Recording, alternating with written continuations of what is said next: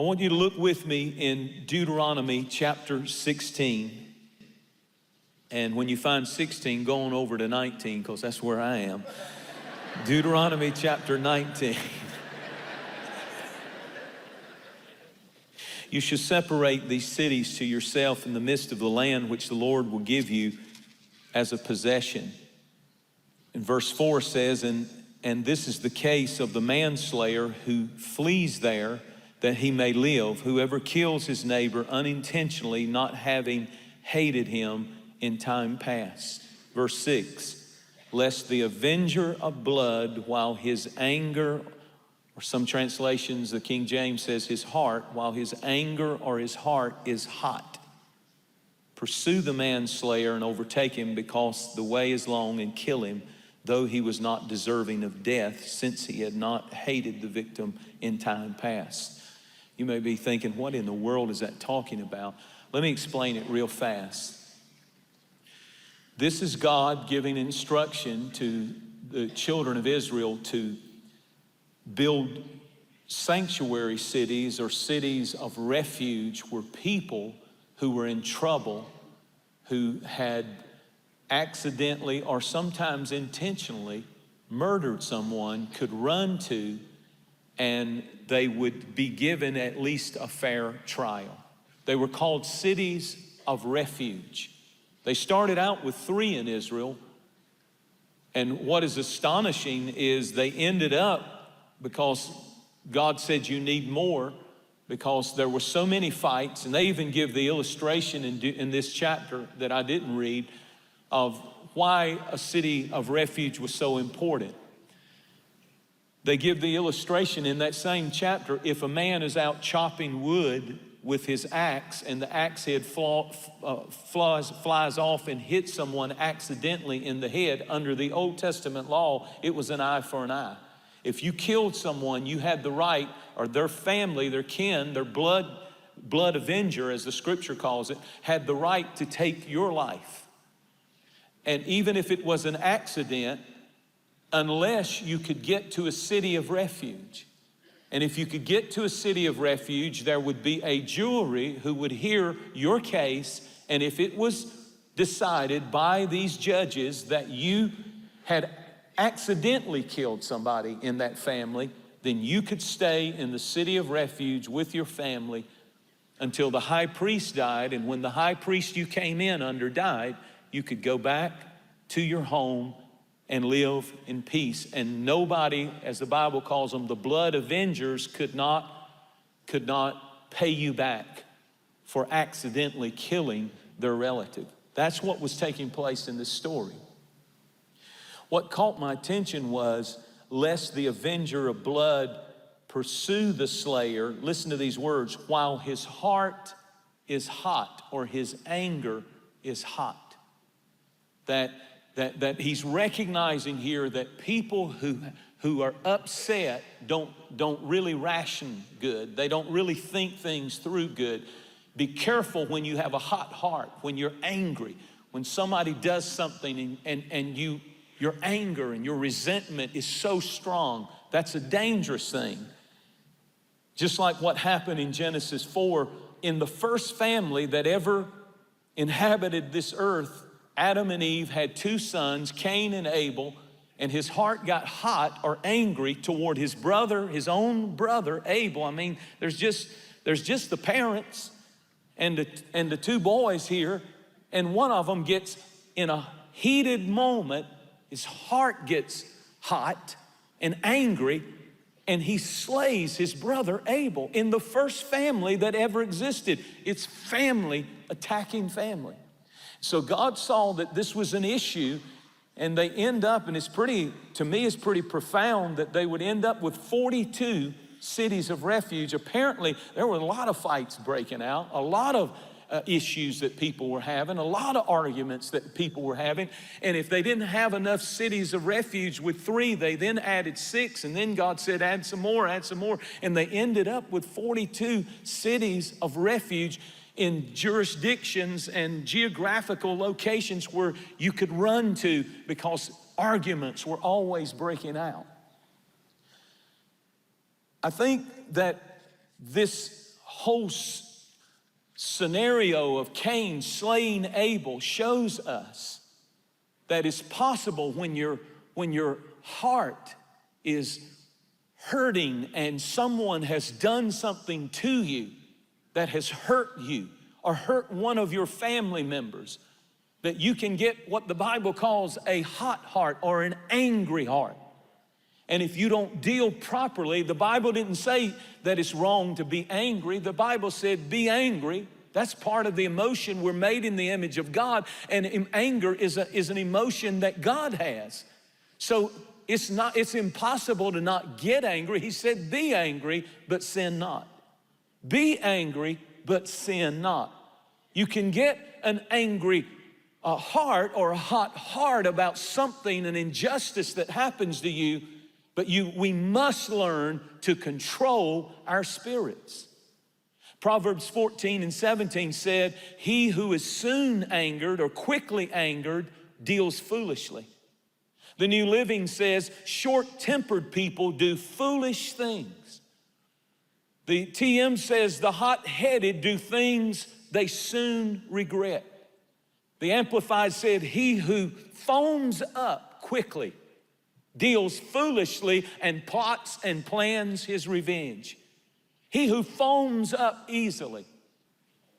Listen to what he said. He who foams up quickly will soon do something foolish and plan and plot his revenge. Proverbs 22 said, an angry man stirs up fights and devises plots.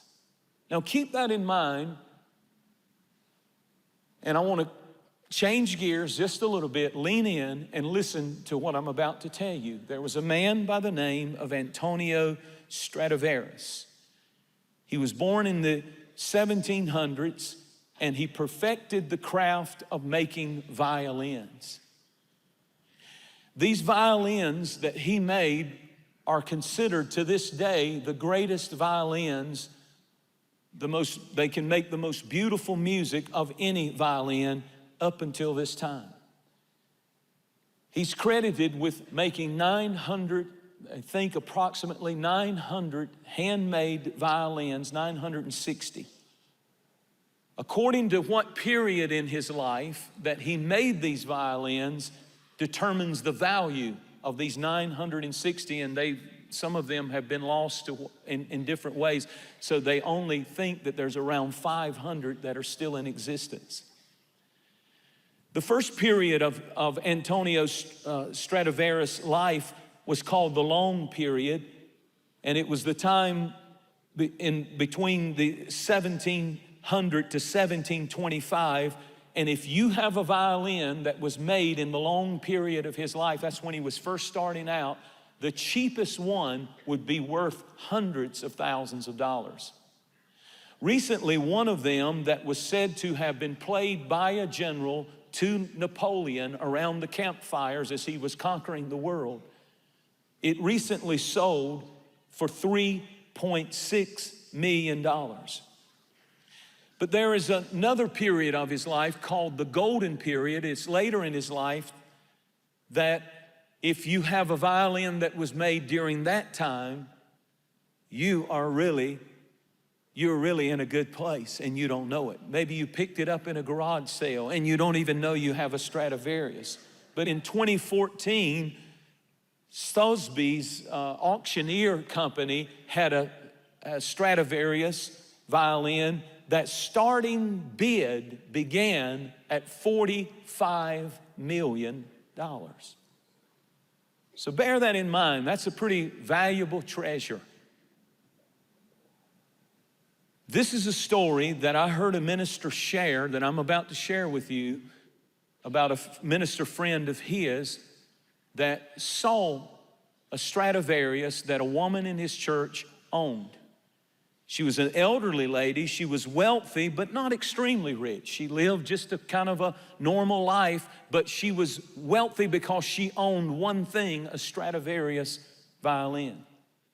And she decided to downsize. She was a senior citizen, decided to downsize due to her age, and she was selling her house, and she kept calling her kids. I think they said she had 2 sons and a daughter, and they were grown now and live in the same town, and she kept calling them saying, will you please help me move? Will you please help me move? And she had some health challenges and so on, please. And they would ignore her, and they never had time for her, and they would never help her. And she even changed the date several times when they said they would, and they didn't show up. And they rarely contacted her, rarely checked in with her.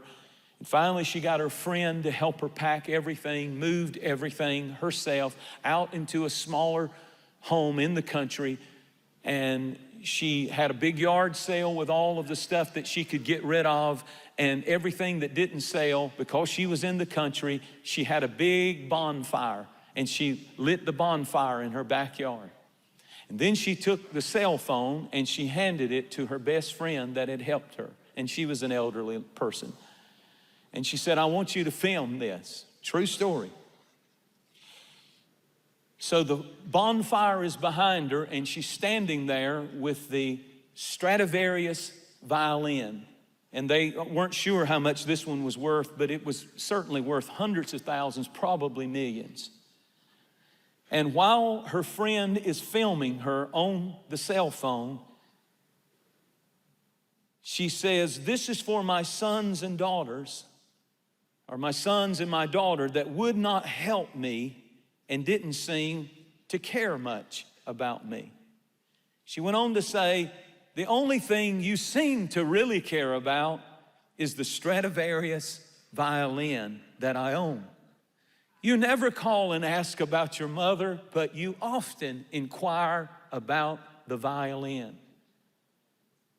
So enjoy your inheritance. And she took the Stradivarius violin and threw it into the bonfire, and then had the camera go close up as it burst into flames. The strings are popping.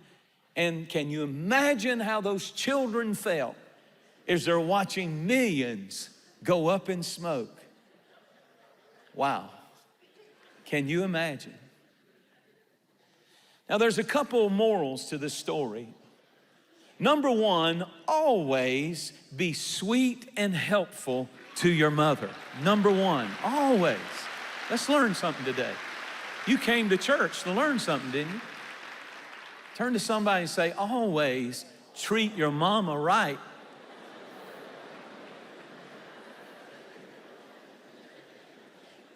The second moral of this story is be careful what you throw into the flames of anger and resentment. I don't care how hot your heart gets. I mean, I know she was mad at these kids, but she could have sold it and gave a tremendous gift to Free Chapel, and we could have done so much with it for the Lord that I'm dreaming to do. But think about what I'm saying. This is a true story. She, in her anger and resentment, burned one of the treasures of the earth. We'll return to this important message in just a moment, but I wanted to share with you an incredible opportunity that we at Kingdom Connection have to partner with Pastor Tommy Barnett and Pastor Matthew Barnett at the Dream Center in Los Angeles to build the Freedom House Women's Veterans Home, a place just for female veterans, a place for them to find help and hope and healing from addiction and brokenness in their life. Through your generosity, to help our most vulnerable veterans, these women will receive hands-on ministry. They will experience recovery and restoration through God's love. That's the only way they can be restored. And so today I'm asking you to help us build the Freedom House Women's Veterans Home. Help us make the dream come true for these women who have sacrificed for us all. Here's my announcer to tell you more. Haman was filled in the book of Esther with indignation toward Mordecai. Everybody bowed down when he rode through except Mordecai. And Mordecai said, I only bow to Jehovah God. And when he would not bow, this rage, this hot anger got a hold of the heart of Haman, this evil man. And he built a gallows, a hanging place where you would hang somebody by the neck. That was your Bible said it was 75 feet tall. That's higher than that ceiling. 75 feet tall. And he built it not knowing that Mordecai was the uncle of the wife of the king. And when the king heard what he was trying to do to his own kin, he said, "You're not going to do that." And he hung Haman in the 75-foot gallows that he meant to hang Mordecai the Jew. Not only did he hang him, but he hanged 10 of his sons were hung. What did that man do in a fit of anger? All he had to do, everybody was bowing. It was just one that wasn't bowing. Why are you getting crazy? Why are you letting anger get a hold of you? Haman, calm down. What are you doing? He was throwing the greatest treasure, his children, his family, his position, everything into the fire over anger and bitterness and resentment. He burned the violin. You'll pay too much if you let unforgiveness and hatred. I wonder how many of you right now, what I'm saying to you is our families are our greatest treasure. Our families are more valuable than a Stradivarius violin. And how many times over arguments and over silly things sometimes, and sometimes serious things, but still you don't throw them into the fire. You don't, that's the thing that Cherise and I had to deal with when we went through things with our children, was they hurt us. They did things that offended us, and we had to make a choice. Are we gonna throw them into the fire and just cut them off and be done with them? Or are we going to see this is still a treasure? And God, they need our love. They need our forgiveness. They need us to be the parents that you want us to be. Nebuchadnezzar built an image, and he said, "Everybody bow down when the music plays." And the Bible said 3 of his closest counselors, the Bible said he leaned on them. They were 10 times brighter. Shadrach, Meshach, and Abednego. They were his inside counselors. They were making him famous and rich. And he would ask them the hard questions, and they had answers. But when he saw them not bowing down to his command, he brought them before him. And he said, "You either bow or you will burn. I'm about to throw you 3 Stradivarius violins into the furnace." And they said, "Oh, King, we respect you, but we don't bow to anybody but our God." And then they said something powerful. They said, "Our God can deliver us, but if not, he's still God, and we'd rather burn than bow." Isn't that powerful? And the Bible said, he said in a fit of anger, he needs them. They have been a tremendous asset to his kingdom. But in a fit of anger, he's having a falling out. His temper's out of control. His pride and his ego's out of control. And he's trying to throw these 3 treasures to the kingdom into the fire of anger and resentment. And the Bible said, he said, heat the furnace up 7 times hotter. And the guards got consumed when they opened the door. But those 3 Hebrew boys walked right into the fire. But they didn't burn. As a matter of fact, there wasn't even a singe of smoke, the smell of smoke on them. They're in there, they're in a hot place, but they're cool in a hot place. They kept their cool in the furnace. I tell you, when you are growing and maturing, it's when you can get in a furnace or a hot place, but you're the one that can keep your cool. And the Bible said they kept their cool even though they were in the furnace, and they started walking around. And the king looked in and he said, "How many did we put in there?" And they said, "We put 3. He said, "I see 4, and the 4th looks like the Son of God. Please come out of there. I'm sorry, I made a mistake." They're cool in the furnace.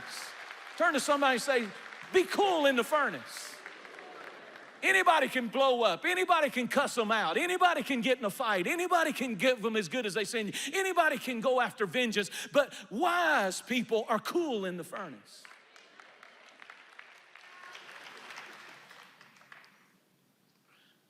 You know how many people are in prison off of one unguarded moment? You know how many people have messed their life up because in a moment's time something happened? When we understand that we've got to control our spirit, not burn and destroy our greatest treasures. I believe that as parents, sometimes we have to decide that we're going to love our children no matter what. That if they at some point, they're no longer in your house. They're at the age of accountability. They're 17, 18, and they can go out legally and do what they want to do. At that point, if they're going to live that life, we can just throw them in the furnace and say, I'm done with them. And that's the tendency.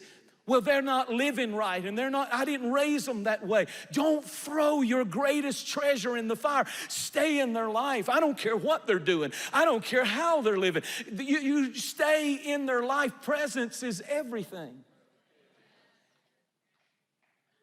Well, I'm afraid if I stay in their life, they'll think I'm okay with what they're doing. They're going to do it anyhow.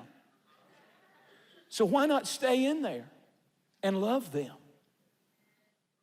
Our homes are our Stradivarius. Our marriages are our greatest treasure. Don't throw that husband in the fire. Don't throw that wife in the fire. Don't just, I'm done, I'm through with it. Fight for your family.